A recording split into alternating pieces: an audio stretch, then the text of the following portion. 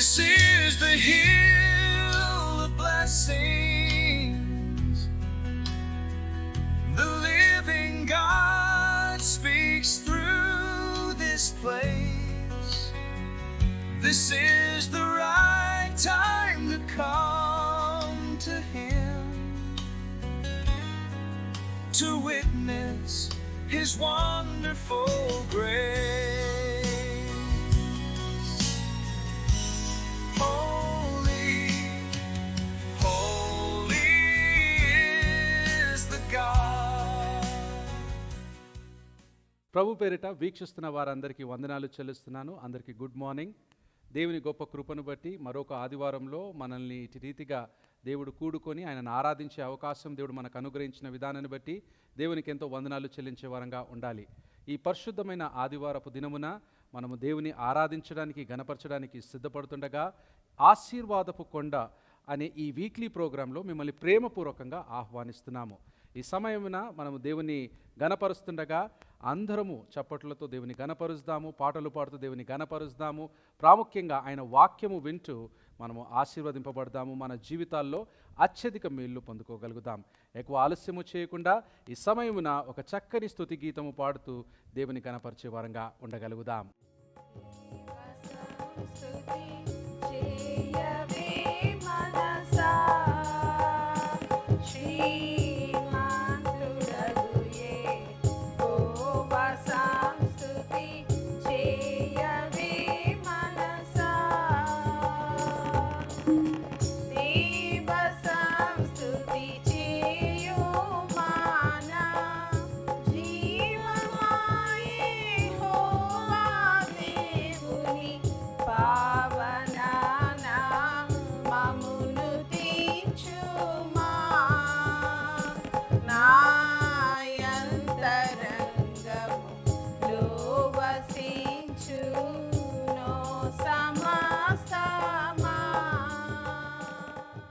దేవునికే మహిమ కలుగునుగాక. ఎంతో చక్కని స్తుతి గీతము పాడుతూ దేవుని మహిమపరిచినారని నేను నమ్ముచున్నాను. ఈ సమయమున అతి ప్రాముఖ్యమైన సమయంలో ముందు కొనసాగబడుతున్నాం. దేవుని యొక్క వాక్యము ధ్యానించడానికి సిద్ధపడుతుండగా మీ బైబిల్ గ్రంథములు మరి ప్రాముఖ్యంగా ఒక పుస్తకము రెడీ చేసుకొని కూర్చోాలని మనం చేస్తున్నాం. దేవుని యొక్క వాక్యం వింటుండగా శ్రద్ధగా మర్యాదగా దేవుని సన్నిధానంలో కూర్చొని ఆయన వాక్యము ధ్యానించాలని మనవి చేస్తూ ఈ సమయము వాక్యములో ముందుకు కొనసాగబడదాం. మనము ఈనాడు దేవుడు ఒక చక్కనైన అంశం ఇస్తున్నాడు. ఏదో అపవాదిని ఎదురించుడి. అపవాది అంటే ఎవరు? ఎక్కడ ఉంటాడో తెలుసా? మీ పక్కనే ఉంటాడు. పక్కన వ్యక్తిని చూసి అపవాది అనేరు కాదు కదా, నీ పక్కనే పనిచేస్తుంటాడు. అపవాదిని ఎదిరించే శక్తి నీవు నేను పొందుకోవాలి. ఈనాటి అంశము అపవాదిని ఎదిరించే శక్తి నీకుందా, అపవాదిని ఎదిరించే శక్తి నీకు ఉందా అనే అంశాన్ని దేవుడు మనకి అనుగ్రహిస్తున్నాడు. అపవాది కూడా ఇంతే. బయటికి కనిపించడం ఎట్లా కనిపిస్తాడు? భయంకరంగా. అపవాది ఎట్లా కనిపిస్తాడు? శోధనలు ఇచ్చేవాడు. అపవాది ఎలా కనిపిస్తాడు? ఎంతో మనల్ని కృంగదీసేవాడుగా ఉంటాడు. కానీ వాడిలో ఏ శక్తి లేదు? దేవుని శక్తి లేదు. అపవాదిని ఎదిరించే శక్తి దేవుడికి ఎవరికి ఇచ్చినాడో తెలుసా? మనం కూర్చున్న మనందరికీ దేవుడు ఇచ్చి ఉన్నాడు.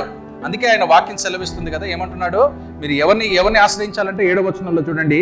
కాబట్టి దేవునికి లోబడి ఉండుడి, అపవాదిని ఎదిరించుడి. ఎవరికి లోబడాలి? దేవునికి లోబడాలి. ఎవరిని ఎదిరించాలి? ఎవరిని ఎదిరించమంటున్నాడు? ఎవరిని ఎదిరించమంటున్నాడు? మిమ్మల్నే, నన్ను. ఎవరిని ఎదిరించాలి? అపవాదిని. మనుషులను కాదు ఎదిరించాల్సింది. ఎవరిని ఎదిరించాలి? ఇక్కడ అపవాదిని ఎదిరించమంటున్నాడు. అయితే అపవాదిని సులువుగా ఎదిరిస్తావా అంటే కుదరని పని. ఎందుకో తెలుసా? అపవాదికి చాలా తంతులున్నాయి, చాలా విధాలుగా వాడు పనిచేస్తుంటాడు. పైన వచనం నుంచి మనం వచ్చినట్లయితే 4వ వచనంలో 4వ అధ్యాయంలో 1వ వచనంలో చూడండి.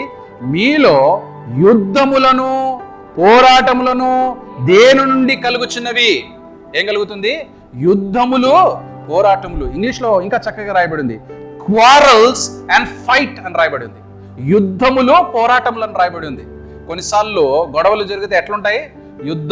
యుద్ధ భూమిలో ఉన్నట్టే అనిపిస్తుంది, అవునా? ఇక్కడి నుంచి వీళ్ళు మాటల తూటాలు, ఇక్కడి నుంచి వీళ్ళ మాటల తూటాలు కదా. ఎందుకు కలుగుతున్నాయని మనం ఆలోచిస్తే మీ అవయంలో పోరాడు మీ భోగేచ్ఛల వల్లనే కదా అని రాయబడింది. ఏమని రాయబడింది? Is it not this is that your passions are at war within you. మీ భోగేచ్ఛల్ని బట్టే మీకేం కలుగుతుందంట? మీ జీవితాల్లో ఏం వస్తుంది?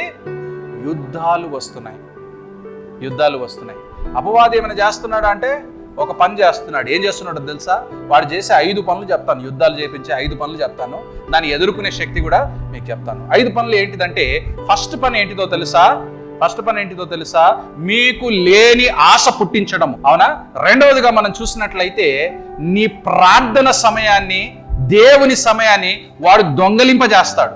మూడవదిగా మనం చూసినట్లయితే మీలో అనుమానం కలుగుతుంది. నాలుగవదిగా చూసినట్లయితే దేవుని యొక్క సత్యాన్ని వక్రీకరిస్తాడు. And he sows the seed of worldly passion. వాడు ఎట్లాంటి విత్తనం విత్తుతున్నాడో తెలుసా? ఈ లోకములో భోగేచ్ఛలతో మన జీవితంలో విత్తుతుంటాడు. ఉదాహరణకు చెప్తాను చూడండి. మీ జీవితము సాఫీగా వెళ్తుంది, మనకేం పుడుతుందంట? ఆశ పుడుతుంది. ఏ ఆశ తెలుసా?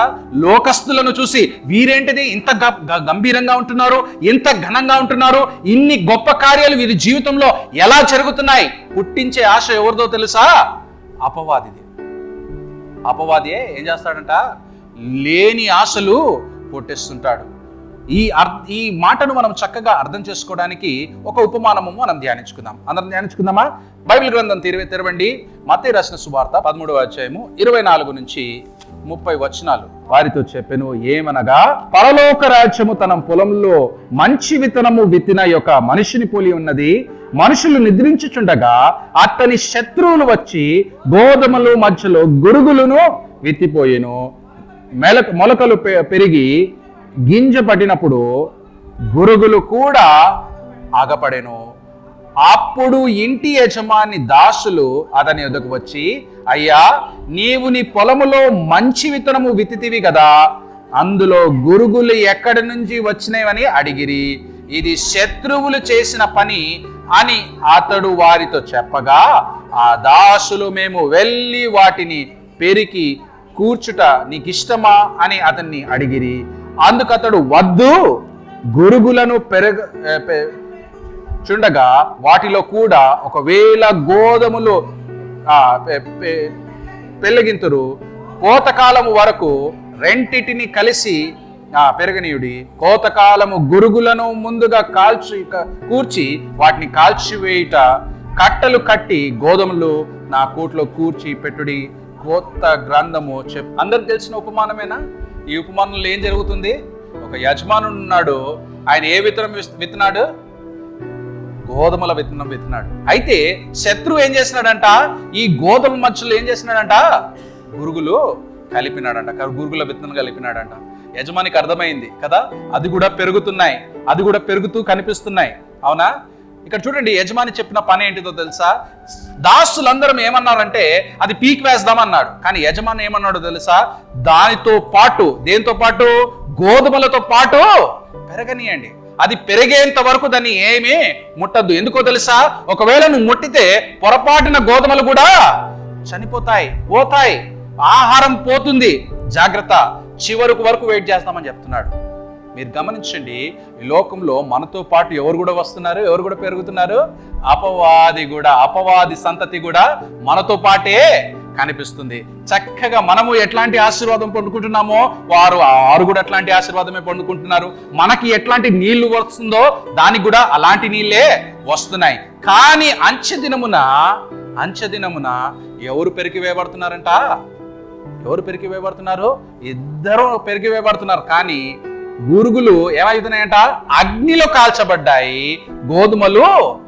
గోదాములో దేవుని గృహములో ఉన్నట్టు మనం చూడగలుగుతున్నాం. ఆశ ఎవరు పుట్టిస్తున్నాడు? అపవాది దొంగ చాటున మన హృదయంలో ఆశ పుట్టించేస్తాడు. భయంకరమైన తలంపులు మన జీవితంలో ఇచ్చేస్తుంటాడు. ఎందుకో తెలుసా? ఆ ఆశ ఎప్పుడైతే, దురాశ మన జీవితంలో ఎప్పుడైతే వస్తుందో ఏం కలుగుతుందంట? అది మన జీవితంలో రాగానే పాపం అనే ఫలితము మన జీవితంలో కనిపిస్తున్నట్టు మనం చూడగలుగుతున్నాం. దేవుడు ఈనాడు ఉదయకాల సమయమున సంఘాన్ని హెచ్చరిస్తున్న మాట ఏంటిదో తెలుసా? మీ జీవితంలో నా జీవితంలో గొడవలు, మీ జీవితంలో నా జీవితంలో మరి ఎట్లాంటి కలహాలు ఉన్నాయా అని మీరు ఆలోచించినట్లయితే అపవాది ఎలా పనిచేస్తున్నాడంటే మొట్టమొదటిగా మనలో దురాశ పుట్టించి పనిచేస్తున్నట్టు మనం చూస్తున్నాం. దురాశ ఎప్పుడైతే మన జీవితంలో ఉంటుందో గొడవలు మన జీవితంలో వస్తాయని దేవుడు సెలవిస్తున్నాడు. అందుకే ఇంకొక మాట మనం చదువుకుందాం చూడండి. మొదటి కొరింథీయులకు రాసిన పత్రిక 5వ అధ్యాయము 1-5 వచనాలు మనం చూసుకోగలుగుదాం. ఏమని రాయబడింది? మీలో జారత్వం ఉన్నదని వదంతులు కలదు, మీలో ఒక్కడు తన తండ్రి భార్యను కొనుట అట్టి జారత్వము అన్యజనులైనో జరగదు అంటున్నాడు. ఏముందంట మన జీవితంలో? కొరింథీ సంఘంతో రాస్తున్నాడు పౌలు భక్తుడు. ఏం రాస్తున్నాడో తెలుసా? మీలో సెక్షువల్ ఇమ్మారలిటీ అంటే జారత్వం అంటే తెలుసా? దురాశ శరీరేచ్ఛలతో దురాశతో నువ్వు జీవిస్తున్నావు. అన్యజనులకు కూడా అట్లాంటి ఆశ లేదు. కానీ విశ్వాసులమైన మనకి ఏముందంట? ఈ జారత్వం అనే పిశాచి మన జీవితంలో ఉంటున్నట్టు దేవుడు సెలవిస్తున్నాడు. ఈ జారత్వము మన జీవితంలో ఉన్నప్పుడు మన జీవితం ఏమైపోతుంది? నాశన పదంలో నడిచేదిగా ఉంటుంది. జాగ్రత్త. ఈ దురాశ పుట్టించేది లోకం పుట్టించదు, దేవుడు పుట్టించడు. ఎవరు పుట్టిస్తున్నాడట? అపవాది లేని దృశ్యాలు నీకు చూసే అవకాశం ఇస్తున్నాడు. Is giving your thought. అట్లాంటి ఆలోచన నీకు కలిగినప్పుడు నువ్వు దేంట్లో పడిపోతున్నావంట? జారత్వంలో పడిపోతున్నావు. కింద మాట చదవండి. ఇట్లుండిటయు కానీ మీరెంత మాత్రము దుఃఖపడి ఇలాంటి కార్యము చేసిన వానిని మీలో నుండి వెలివేసిన వారు కారు. జాగ్రత్తగా వినండి. ఇంకో మాట 3వ మాట చూడండి. నేను దేహము విషయమై దూరముగా ఉన్నాను, ఆత్మ విషయమై సమీపంగా ఉండి మీతో కూడా ఇట్టి కార్యము ఇలాగు చేసిన వాని గురించి ఇదివరకే తీర్పు తీర్చి ఉన్నాను అంటున్నాడు దేవుడు. వింటున్నారా సంగమ? గట్టిగా ఆమేన్. నీ జీవితంలో దురాశ అపవాది పుట్టిస్తున్నాడు, పలు విధాలుగా పుట్టిస్తున్నాడు. ప్రాముఖ్యంగా మనం చూసినట్లయితే శరీరేచ్ఛతో పుట్టించడానికి ఇష్టపడుతున్నాడు. పాపము నీ జీవితంలో వస్తుందని దేవుడు మరొకసారి హెచ్చరింపజేస్తున్నాడు. దీని నుంచి నువ్వు అవాయిడ్ చేసుకోవాలంటే ఏం చేయాలంట? You need to resist devil. అంటే అపవాదిని దూరము. ఏ క్రియ అయితే నీకు దురాశలో నడిపింపజేస్తుందో ఆ క్రియకు నువ్వు దూరంగా ఉండాలని దేవుడు సెలవిస్తున్నాడండి. వింటున్నారా సంగమ? గట్టిగా ఆమేన్. నీకు అర్థమవుతుంది. దేవుడు నీతో మాట్లాడుతున్నాడు. ఏం మాట్లాడుతున్నాడో తెలుసా? అపవాది కలిగిస్తున్న శోధన ఎందుకు కలుగుతుందో తెలుసా? నీలో అపవాది కలిగిస్తున్న దురాశకు నువ్వు లోబడుతున్నావు కనుకనే నీలో అట్లాంటి కార్యము జరుగుతుంది.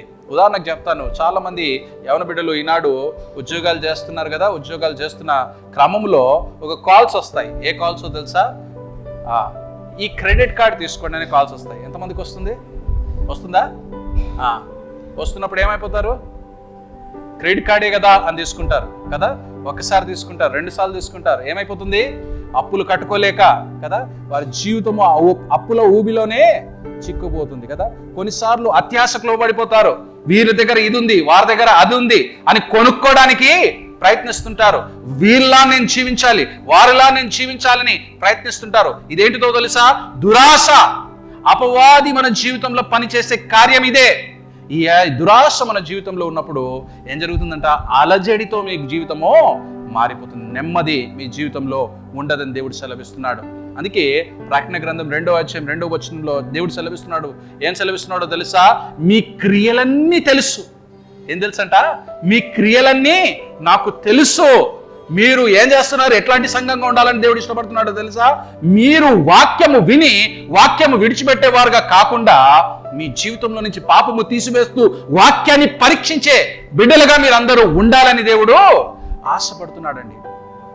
ఓ సంగమా, అపవాది నిన్ను మరి అట్లాంటి కార్యంలో పడేయడానికి ఇష్టపడుతున్నప్పుడు నువ్వు అపవాదికి దూరంగా ఉంటున్నావా, లేదా వాడు కలిగించే దురాశకు లోబడి నీ జీవితము అలజడిలో ఉండడానికి నువ్వు ఇష్టపడుతున్నావా? ఒకసారి ఆలోచించుకోవాలి. రెండవదిగా మనం చూసినట్లయితే, he will take you away from the godly life. వాడు ఎక్కడి నుంచి తీసుకెళ్తాడంట? దేవుని యొక్క సహవాసం నుంచి, ప్రార్థన జీవితం నుంచి నిన్ను వేరుపరుస్తాడు. అవునా?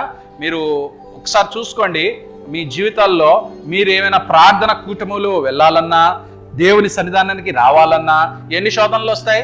దేవుని నుంచి దూరపరచడానికి పలు విధాలుగా అపవాది పనిచేస్తుంటారు. కొంతమంది సంఘంలో వస్తారు. మరి మీకు ఒక యవనస్తుడిని మేము పరిచయం చేస్తాను చూడండి. అపోస్తల కార్యం 20:9 చూడండి. We come to a purpose. మనం దేవుని సంధానంలో ఒక పర్పస్ కోసం వస్తాం. 7వ వచనం చదువుదాం. ఆదివారము మేము రొట్టె విరుచుటకును కూడినప్పుడు పౌలు మరునాడు వెళ్ళనై ఉండి వారితో ప్రసంగించుచు అర్ధరాత్రి వరకు ప్రసంగించి మాట్లాడుచుండెను. ఏం జరిగిందంట? ఆదివారము ఆయన రొట్టె విరచడానికి అందరు కూడుకున్నప్పుడు ఏం జరిగింది? రాత్రి వరకు ఏం చేస్తున్నాడంట? పౌలు గారు ప్రసంగిస్తూనే ఉన్నారు కదా. ప్రసంగాలు వినంగానే చాలా మందికి ఏమొస్తుంది? ఎవరిస్తున్నారో తెలుసా? మీరు ఆహ్వానిస్తేనే నిద్ర వస్తుంది. అవునా? ఎవరిస్తారో తెలుసా నిద్ర? మీరు ఆహ్వానిస్తేనే. ఎవరిని? మీ ఫ్రెండ్ అయిన సాతాను ఆహ్వానిస్తేనే మీ జీవితంలో నిద్ర వస్తుంది. We come to a purpose. మనం దేవుని సన్నిధానానికి ఒక గురితో మనం వస్తాం. ఎందుకో వస్తా? దేవుడు నాతో మాట్లాడాలి అనే గురితో మీరు ఎప్పుడైతే వస్తారో మెలకువగా ఆయన మాట వినడానికి ఇష్టపడతారు. నిద్రావస్థలో ఉన్నారో ఏం జరిగిందో చూడండి. కింద వచనము. మేము కూడి ఉండగా ఉన్న మేడగదిలో అనేక దీపములుండెను.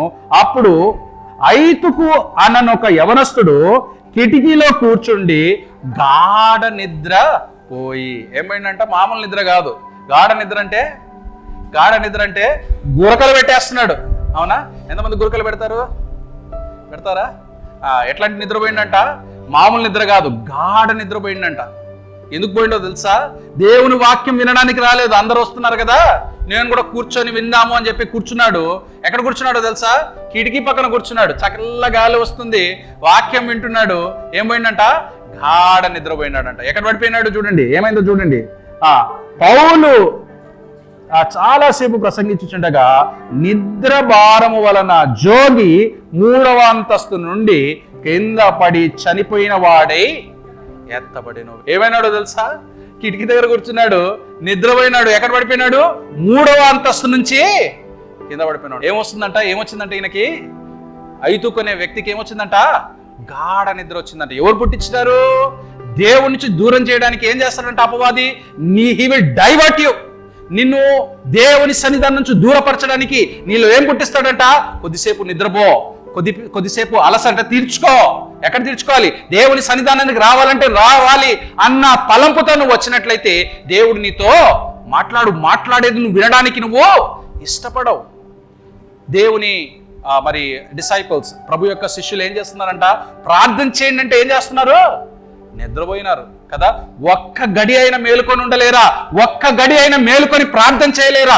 ప్రార్థన అంటే నిద్ర వచ్చేస్తుంది, వాక్యము అంటే నిద్ర వచ్చేస్తుంది, సేవ అంటే నిద్ర వచ్చేస్తుంది. ఏ కార్యం చేయాలన్నా వెనకపాటుతనం మన జీవితంలో వస్తుందంటే రెండో మాట దేవుడు సెలవిస్తున్నాడు కదా, అపవాదిని ఏం చేస్తున్నాడంట?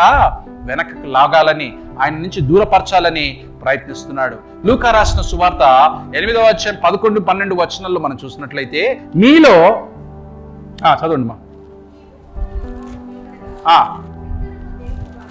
విత్తనము దేవుని వాక్యము వినువారు గాని నమ్మి రక్షణ పొందుకున్నట్లు అపవాది వచ్చి వారి హృదయములో నుండి వాక్యము ఎత్తుకొని పోవును. మీరు వినువారే కానీ వింటున్న సమయంలో ఎవరు వస్తున్నారు? అపవాది వస్తున్నాడు. ఏం చేస్తున్నాడు అంటే ఎక్కడి నుంచి పిక్కని వెళ్తున్నాడు? నీ హృదయంలో నాటబడిన వాక్యాన్ని పెరికి వేస్తున్నాడు. ఎవరు? అపవాది. జాగ్రత్తగా వినండి. అపవాది. He will stop you. మిమ్మల్ని ఆపడానికి వాడు పలు విధాలుగా ప్రయత్నిస్తుంటాడు. ఫస్ట్ విధానం ఏంటిదంట? నిద్రలో పంపిస్తాడు. రెండో విధానం ఏంటిదో తెలుసా?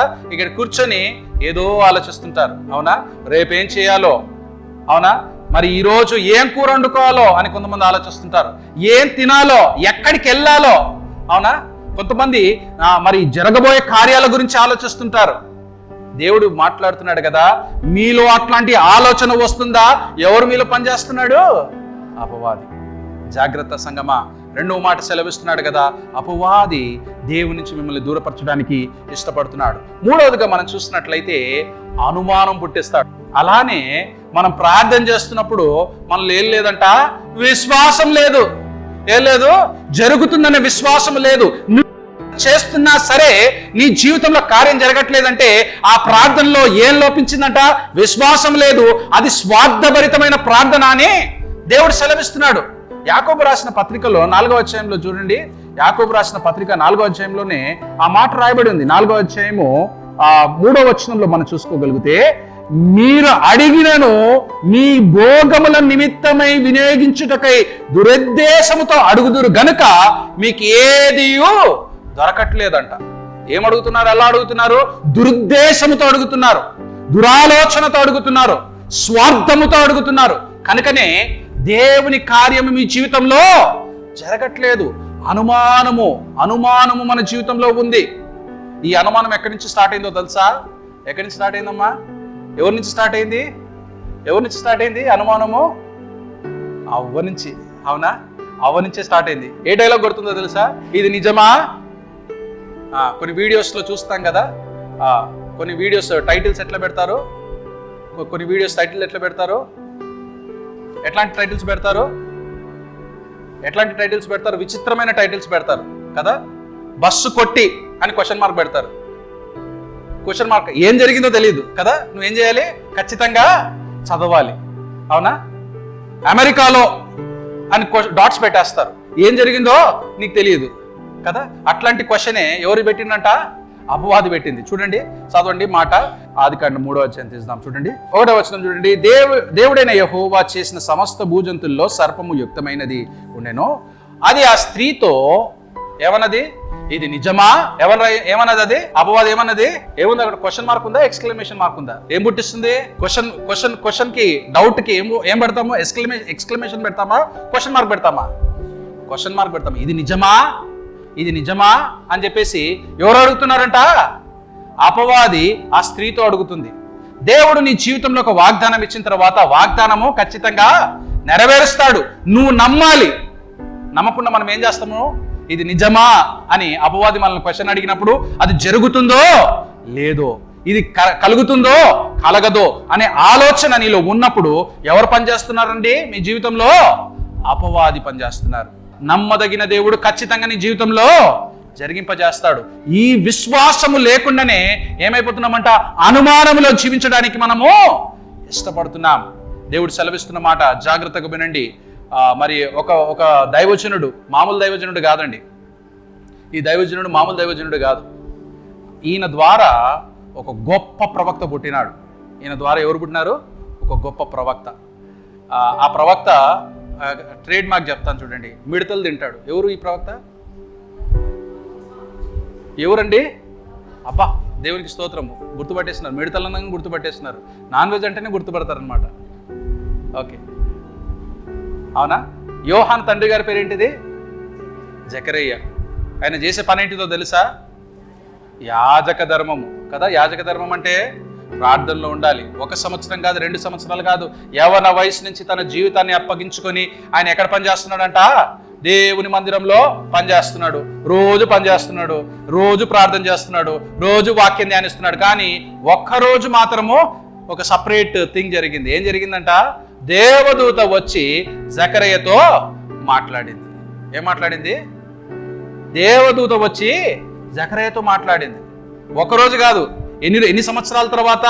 ఆయన ఏజ్ అయిపోయిన తర్వాత, ఏజ్ బార్ అయిపోయిన తర్వాత మాట్లాడింది. రోజు చేసే పనే కదా, స్వరం ఎక్కడి నుంచి వినిపిస్తుందని భయపడ్డా? భయపడి ఉండొచ్చు, తెలీదు. అవునా? కానీ ఆయన దేవదూత చెప్పిన మాట వినడానికి, నమ్మడానికి ఇష్టపడలేదు. ఆయన నమ్మనందున ఏమైందో తెలుసా? ఆ కార్యం జరిగేంత వరకు ఆయన నోరు పడిపోయింది. ఆ కార్యం జరిగేంత వరకు ఆయన మాట్లాడలేకపోయినాడు. ఆ కార్యం జరిగేంత వరకు దేవుడు ఆయనను మాట్లాడనీయలేదు. మన జీవితంలో అనుమానము అట్లాంటిదే. నీ జీవితంలో కార్యం జరగాలంటే నువ్వేం చేయాలంట? దాన్ని నమ్మాలి. అపవాది ఏం చేస్తాడు? నమ్మనీయకుండా నేను వెనక్కి లాగాలని ప్రయత్నిస్తుంటాడు. ఇది 3వ విషయం మనం చూస్తున్నాం. 4వదిగా చూసినట్లయితే దేవుని యొక్క సత్యాన్ని వక్రీకరిస్తాడు. అబద్ధానికి జనకుడు ఎవరు? అపవాది. అబద్ధానికి జనకుడు అపవాది. అబద్ధము దేవుని వాక్యాన్ని వక్రీకరించి మన జీవితంలో చూపిస్తుంటాడు. అబద్ధము ఎట్లా చూపిస్తాడంటే ఆ డిసీవర్ మోసగాడు కదా, మోసం చేసే తత్వము ఈయనలో ఉంది. ఎవరిలో? అపవాదిలో. బయటికేమో చక్కగా కనిపిస్తాడు, కానీ వీడి జీవితం అంతా ఏముందంట? మోసము. ఎవరిని అట్లా మోసం చేయాలి, దేవుని వాక్యము ఎట్టి రీతిగా వక్రీకరించాలనే ఆలోచన ఎవరికి ఉంటుందంట? అపవాదికి ఉంటుందని దేవుడు సెలవిస్తున్నాడు. చూడండి, యోహాను గారు రాసిన సువార్త 8వ అధ్యాయము 44వ వచనంలో మనం చూసినట్లయితే, మీరు మీ తండ్రి అగు అపవాది సంబంధులు మీ తండ్రి దురాశలు నెరవేర్చుకొనుచున్నారు. ఆది నుండి వాడు నరహత్యకుడై ఉండి సత్యము నందు నిలచినవాడు కాడు, వాని అందు సత్యము లేదు. వాడు అబద్ధములు ఆడినప్పుడు తన స్వభావమును అనుసరించియే మాట్లాడును. వాడు అబద్ధికుడును అబద్ధమునకు జనకుడునై ఉన్నాడు. ఎవరు? అపవాది. ఏమై ఉన్నాడంట? అబద్ధమునకు జనకుడై ఉన్నాడు. వాడు మోసగాడు, పాపము చేసేవాడు. వాడి స్వభావమే మోసం చేయడం. వాడి స్వభావమే మోసం చేయడం. అందుకే దేవుడు అక్కడ రాస్తున్న మాట ఫస్ట్ మాటలోనే అంటున్నాడు కదా, మీ తండ్రి అగు అపవాది సంబంధులు అని రాస్తున్నాడు. మీ తండ్రి అగు అపవాది సంబంధులు అంటే అర్థం ఏంటిది? ఎవరు సంబంధులు అంట? అబద్ధములు ఆడువారు, మోసము చేసేవారు. ఎవరు సంబంధులు? మీ తండ్రి అయిన అపవాది సంబంధులు. ఇంకొక మాట అంటున్నాడు, వాని యందు సత్యము లేదు. వాళ్ళు ఏముందంట? కేవలం అబద్ధాలు, నోరెప్పితే అబద్ధాలు. వాడు అబద్ధమాడినప్పుడు తన స్వభావమును అనుసరించి, వాడి స్వభావం ఏంటిదంట? మోసం చేసే స్వభావము. వాడి స్వభావం ఏంటిది? ముంచే స్వభావము. వాడి స్వభావం ఏంటిది? ఇతరుల గురించి చాడీలు చెప్పే స్వభావము. వాడి స్వభావం ఏంటిది?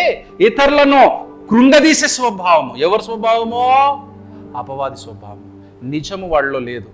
అందుకే అబద్ధాలకు జనకుడు ఎవడై ఉన్నాడంట? అపవాది అయి ఉన్నాడని దేవుడు సెలవిస్తున్నాడు. చూడండి, ఎవరైతే ఈ అపవాది తంతుల్లో పడిపోతారో, మోసపోతారో, దేవుని వాక్యానికి దూరంగా ఉంటారో, దేవుడి నుంచి దూరంగా ఉంటూ జీవిస్తారో, ఈ మోసంలో ఉండడానికి ఇష్టపడతారో, వారి గురించి దేవుడు సెలవిస్తున్నమాట. ప్రార్థన. మా ప్రేమికుల తండ్రి, చిమ్గల నాయన, మీకు ఎంతో వందనాలు చెల్లిస్తున్నామయ్యా.